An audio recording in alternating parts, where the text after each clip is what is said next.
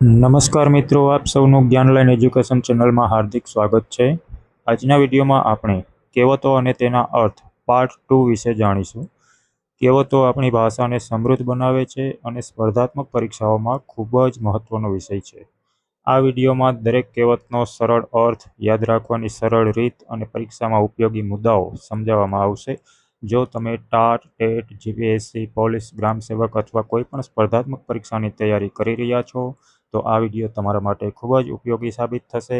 જો વિડીયો ગમે તો લાઈક કરો, તમારા મિત્રો સાથે શેર કરો અને આવી જ ઉપયોગી શૈક્ષણિક માહિતી માટે જ્ઞાનલાઈન એજ્યુકેશન ચેનલને સબસ્ક્રાઇબ કરીને બેલ આઇકોન દબાવવાનું ભૂલશો નહીં। ચાલો મિત્રો, હવે શરૂ કરીએ કહેવતો અને તેના અર્થ પાર્ટ 2।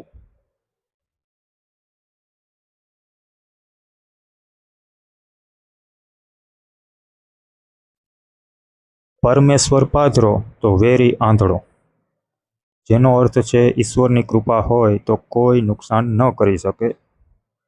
દૂધણી ગાયની લાત પણ સારી, જેનો અર્થ છે ફાયદો કરનારની ખરાબ આદત પણ સહી લેવી।